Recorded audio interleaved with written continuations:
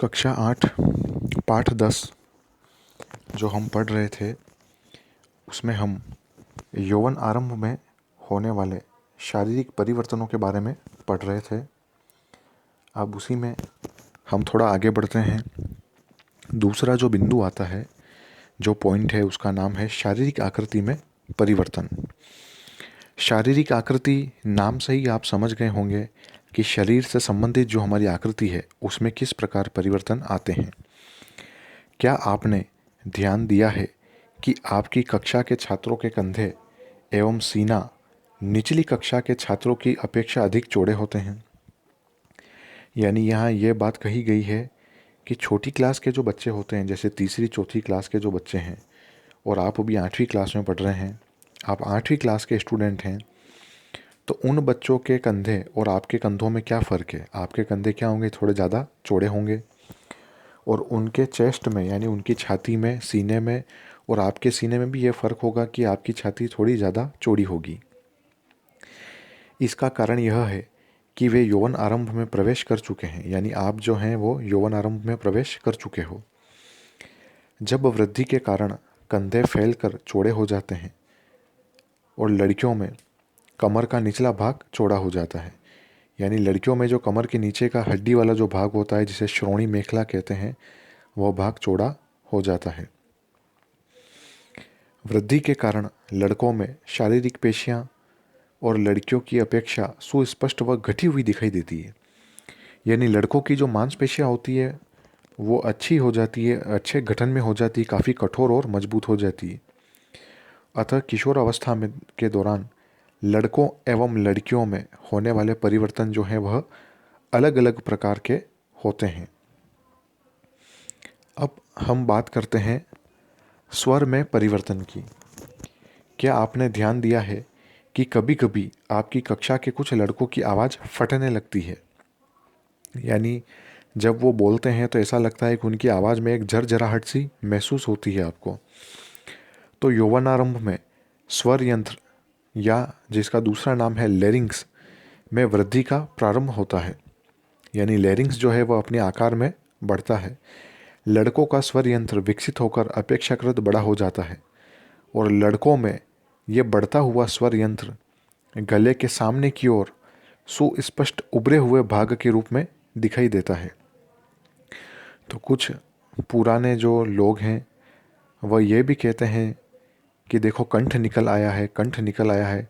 जो गले में एक उभरी हुई रचना होती है, जिसे हमारे घर के पूर्वज कंठ कहते हैं, उसी को विज्ञान की भाषा में स्वर यंत्र या लैरिंक्स कहते हैं, जिसे एडम्स एप्पल यानी कि कंठमणि भी कहते हैं। तो कंठ का दूसरा नाम जो है वो एडम्स एप्पल भी है। लड़कियों में स्वर यंत्र अपेक्षाकृत छोटा होता है, यानी लड़कों की तुलना में लड़कियों में स्वर यंत्र छोटा होगा, अतः बाहर से सामान्यतः दिखाई नहीं देता। लड़कों में तो दिखाई देता है, लेकिन लड़कियों में गले में दिखाई नहीं देता। सामान्यतः लड़कियों का स्वर उच्च तारत्व वाला होता है, जबकि लड़कों का स्वर गहरा होता है। किशोर लड़कों में कभी कभी स्वर यंत्र की पेशियों में अनियंत्रित वृद्धि हो जाती है और आवाज़ फटने या भर्राने लगती है।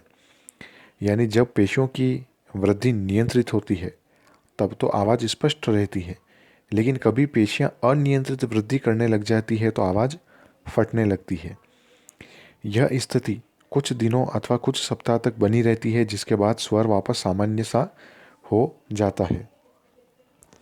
तो ये आपके सामने एक चित्र है जिसमें आप देख रहे हैं गले में एक उभरी हुई रचना बताई हुई है, जो एडम्स एप्पल यानी कंठमणि, हमारा कंठ है, वाक तंत्र है।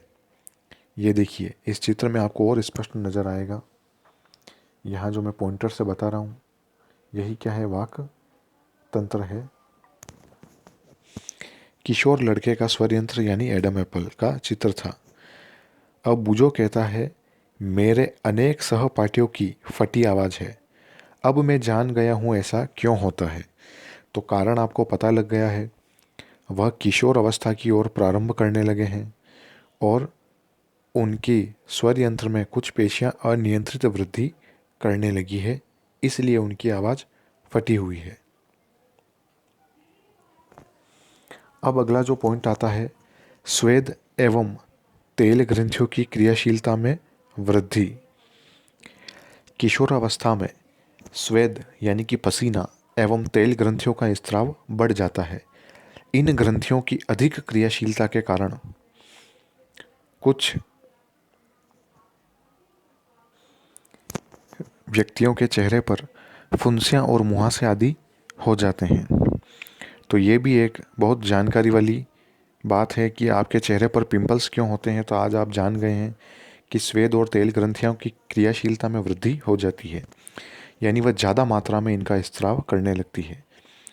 स्वेद ग्रंथि, तेल ग्रंथि तथा लार ग्रंथि जैसी कुछ ग्रंथियाँ अपना स्त्राव वाहिनियों द्वारा स्त्रावित करती है। यहाँ वाहियों की जगह वाहिनियाँ हैं, आप उसका ध्यान रखिएगा। अंतःस्त्रावी ग्रंथियाँ हार्मोन को सीधे रुधिर प्रवाह में निर्मोचित यानी कि निकाल देती है, इसलिए इन्हें नलिका विहीन ग्रंथियाँ भी कहते हैं। ये तीसरा पॉइंट था।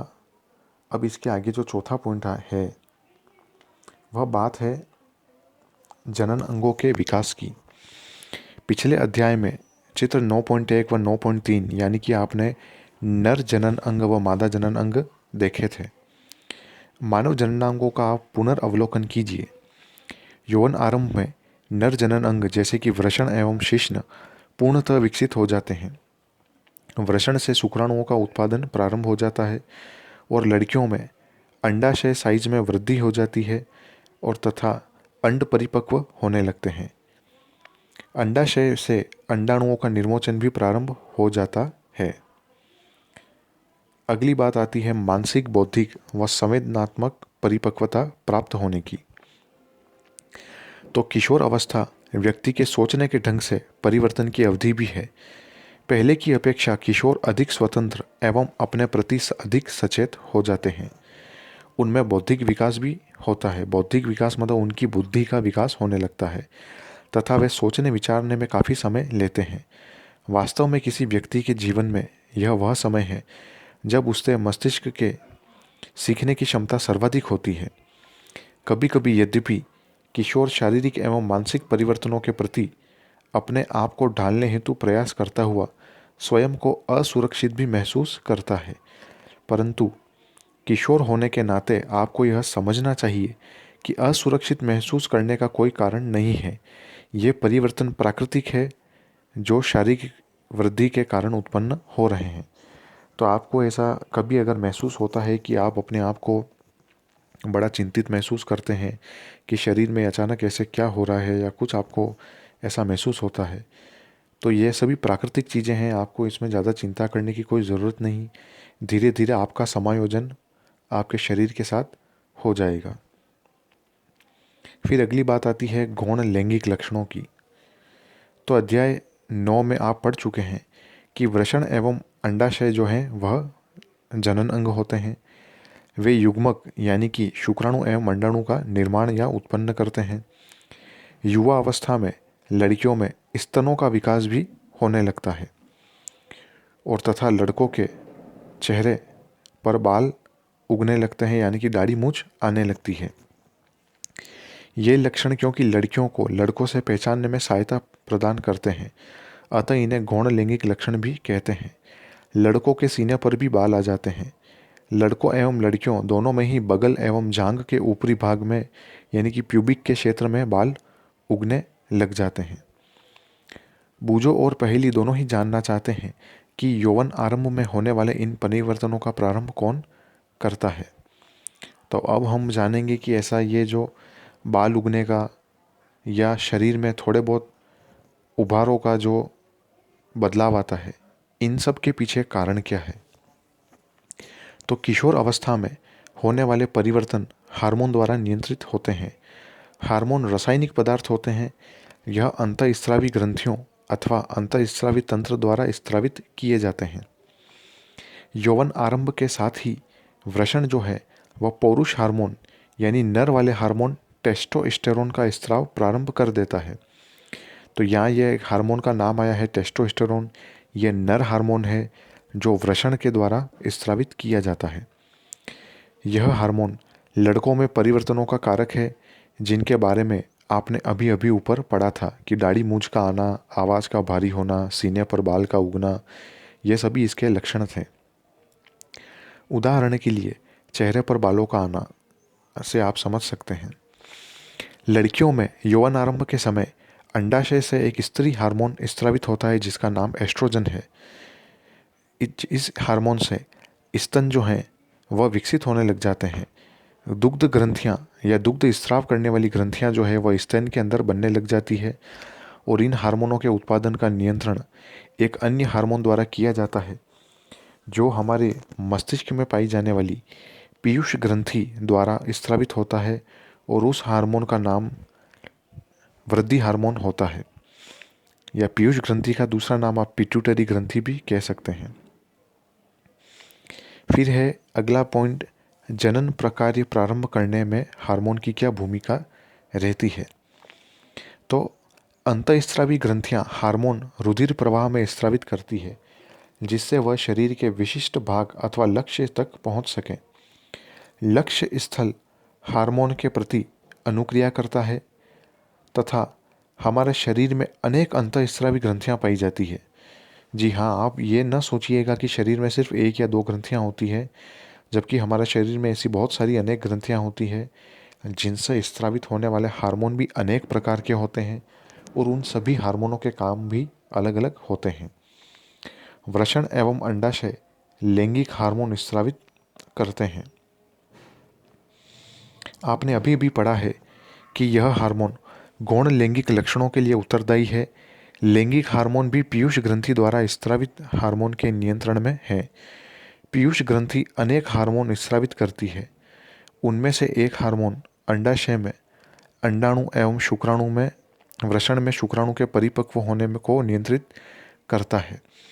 यानी अंडाणु और शुक्राणु बनाकर उनको परिपक्व करने का कार्य भी हार्मोन्स का होता है।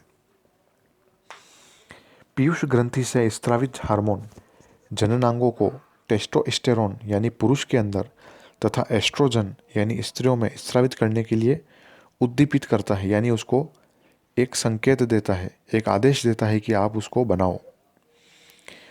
फिर रुधिर प्रवाह में स्रावित किया जाता है यह हार्मोन तथा शरीर के जो विभिन्न भाग होते हैं, यानी जो लक्ष्य स्थल होता है जहाँ इसको काम करना होता है, वहाँ लक्ष्य स्थल पर यह हार्मोन रुधिर में मिक्स होकर पहुँचता है।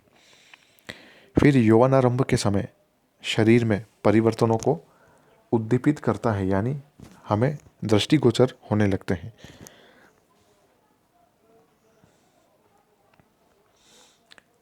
पहेली और बूझो आप समझ गए हैं कि यौवनारंभ व्यक्ति के में जनन अवधि का प्रारंभ होता है जब व्यक्ति जनन की क्षमता प्राप्त करता है, परंतु वे जानना चाहते हैं कि क्या जनन काल एक बार प्रारंभ होने के बाद जीवन पर्यंत तक चलता ही रहता है या कभी वह समाप्त भी होता है। तो मानव के अंदर जनन काल की अवधि क्या होती है, हम उसके बारे में पढ़ते हैं। जब किशोरों के वृषण तथा अंडाशय युग्मक उत्पादित करने लगते हैं तब वे जनन के योग्य हो जाते हैं। युग्मक की परिपक्वता एवं उत्पादन की क्षमता पुरुषों में स्त्रियों की अपेक्षा अधिक अवधि तक रहती है, यानी लड़कों में ज़्यादा क्षमता होती है लड़कियों की तुलना में। स्त्रियों में जनन अवस्था का प्रारंभ यौवनारंभ यानी 10 से 12 वर्ष की आयु से ही हो जाता है तथा सामान्यतः यह 45 से 50 वर्ष की आयु तक ही चलता है और यौवनारंभ पर अंडाणु परिपक्व होने लग जाते हैं। अंडाशयों में एक अंडाणु परिपक्व होता है तथा लगभग 28 से 30 दिनों के अंतराल पर किसी एक अंडाशय द्वारा निर्मोचित कर दिया जाता है, यानी दो अंडाशय होते हैं तो दोनों में से किसी एक द्वारा उत्सर्जित किया जाता है। इस अवधि में गर्भाशय की दीवार मोटी हो जाती है जिससे वह अंडाणु के निषेचन के पश्चात युग्मनज को ग्रहण कर सके। इस कारण वह मोटी होती है जिसके फलस्वरूप गर्भ धारण हो जाता है। यदि अंडाणु का निषेचन नहीं हो पाता है तब उस स्थिति में अंडाणु तथा गर्भाशय का जो मोटा स्तर है और तथा उसकी जो रुधिर वाहिकाएं हैं उस सहित वह टूट टूट कर यानी निस्तारित हो जाता है और वह शरीर से बाहर निकलने लगता है। इससे स्त्रियों में रक्तस्राव होने लगता है जिसे आप ऋतुस्राव या रजोधर्म भी कहते हैं। ऋतु स्त्राव लड़कियों में लगभग 28 से 30 दिनों में हर महीने में एक बार होता है। पहली बार जो ऋतु स्त्राव यौवन आरंभ में पहली बार जो स्टार्ट होता है उसे रजोदर्शन कहते हैं। जबकि 45 से 50 वर्ष की आयु में जब आखिरी बार जो ऋतु स्त्राव होता है, यानी उसके बाद जीवन में कभी नहीं होगा, तो उसे रुक जाने की अवधि को रजोनिवृत्ति कहते हैं। प्रारंभ में ऋतु स्त्राव चक्र अनियमित हो सकता है तथा उसके नियमित होने में कुछ समय आपको लग सकता है। अब पहेली कहती है कि स्त्रियों में जनन काल की अवधि रजोदर्शन से रजोनिवृत्ति तक होती है। क्या यह सही कह रही है? तो हाँ, ये बात बिल्कुल सही है। जब पहली बार रजोदर्शन होता है रक्तस्राव के रूप में, और आखिरी बार जो होता है वह रजोनिवृत्ति के रूप में होता है, और रजोनिवृत्ति के बाद में कभी भी अंडे नहीं बनते हैं, और जब अंडे ही नहीं बनेंगे तो रक्तस्राव की घटना ही बंद हो जाएगी। लेकिन वह उम्र 45 से 50 साल के बीच की होती है। ऋतु स्त्राव चक्र का नियंत्रण एक हार्मोन के द्वारा होता है। इस चक्र में अंडाणु का परिपक्व होना, उस अंडाणु का वापस निर्मोचन होना, गर्भाशय की दीवार का मोटा होना व निषेचन न होने की स्थिति में वापस उसका टूटना, ये सभी बातें शामिल हैं। यदि अंडाणु का निषेचन हो जाता है तो वह विभाजन करता है तथा गर्भाशय में विकास के लिए स्थापित हो जाता है, जैसा कि आप पिछले अध्याय में पढ़ चुके हैं।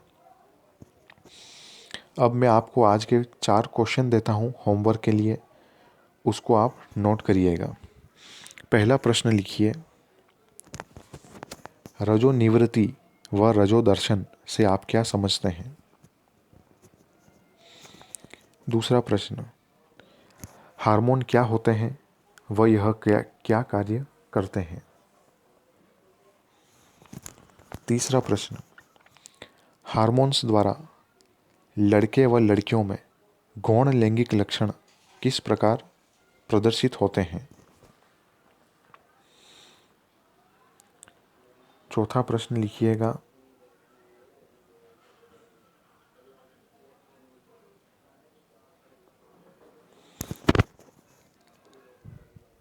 लड़के तथा लड़कियों में स्वर यंत्र से स्वर में परिवर्तन किस प्रकार होता है?